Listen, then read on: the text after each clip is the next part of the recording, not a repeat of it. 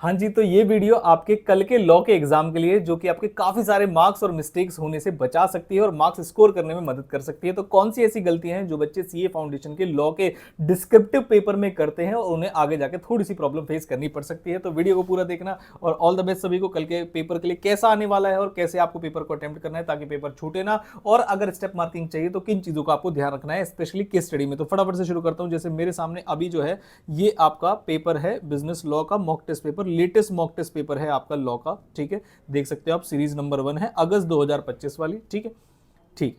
कहां से शुरू करना है सर? तो सबसे पहली चीज तो क्वेश्चन कहता है question number 1 is compulsory, but मैं अपने बच्चों को थोड़ा सा मना करता हूं क्वेश्चन नंबर फर्स्ट को पहले उठाने से।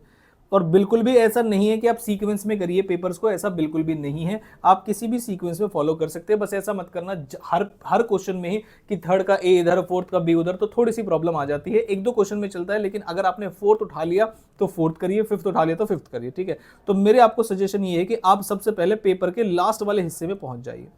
लास्ट वाले हिस्से में आपको मिल जाएगा आपके पूरे सिलेबस के सबसे आसान क्वेश्चंस में से एक। जैसे आपने देखा नेगोशिएबल इंस्ट्रूमेंट, बस आपको क्लासिफाई करना है इनलैंड और फॉरेन कौन सा है। और अभी बता दूं आपको, अगर आपको ये चीज नहीं पता कि इनलैंड और अगर फॉरेन बिल के में जानना है, तो पहली चीज तो पहली कंडीशन है ड्रॉन इन इंडिया होना चाहिए। दूसरी कंडीशन है या तो मेड पेबल इन इंडिया हो, वो तो बहुत ही बढ़िया है, या फिर एक ऐसे पर्सन पे जो कि रेजिडेंट इन इंडिया है, ऐसे व्यक्ति के पास आपका मेड पेबल हो जाए। तो ड्रॉन इन इंडिया के साथ कंडीशन है या तो पेबल भी इंडिया में हो जाए, या ऐसे व्यक्ति के ऊपर पेबल हो जाए जो कि इंडिया का रेजिडेंट है, भले ही बेशक बाहर रह रहा हो। तो ऐसा करके आपको यहां पे समझाना था, तो आसान क्वेश्चन। उसके बाद with reference to the provision of Indian contract, आपको ये थ्योरी बतानी है कॉसी कॉन्ट्रैक्ट और उसके सेलिएंट फीचर्स, बहुत इंपॉर्टेंट है। कई बार कॉसी कॉन्ट्रैक्ट्स में बच्चे सेक्शन 68 से लेकर 72 में बताई गई चीजों को समझते हैं कि वो सेलेंट फीचर्स है, लेकिन नहीं बेटा, वो सारे केसेस हैं और सेलेंट फीचर्स बिल्कुल अलग से बताए जाते हैं। फिर क्लासिफाई करनी है आपको ट्रांजैक्शन में टाइप्स ऑफ गुड्स को, एक ये वाले और एक ये वाले। दूसरी चीज, उसके बाद breach of condition, breach of warranty, यानी कि जो 6th क्वेश्चन होने वाला है आपका, वो आपके पेपर का सबसे इजीएस्ट क्वेश्चन होता है।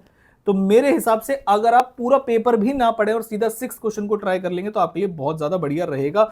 उसके बाद आप किसी भी ऑर्डर में, उसके बाद कोई भी ऑर्डर आप तय कर सकते हैं, कोई प्रॉब्लम नहीं आने वाली। सर क्वेश्चन नंबर फर्स्ट में कौन सी प्रॉब्लम आने वाली है, मैंने कहा बताता हूं।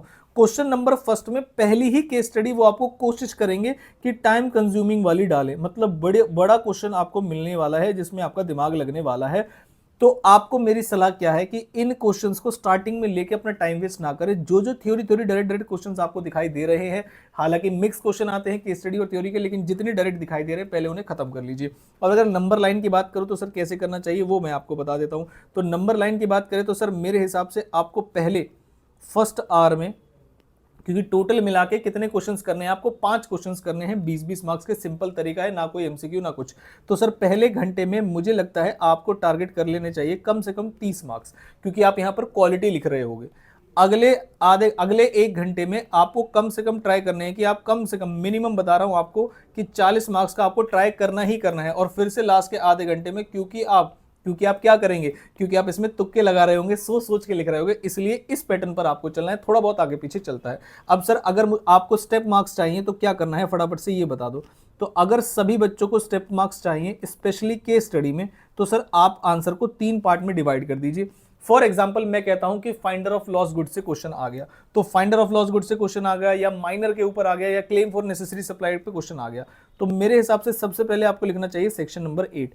क्या सेक्शन नंबर लिखना जरूरी है? तो answer is no, section number तो लिखना जरूरी नहीं होता, लेकिन अगर पूरे लॉ के पेपर में एक भी सेक्शन नहीं लिखेंगे तो इससे पता चलता है कि बच्चा वेल प्रिपेयर्ड नहीं है।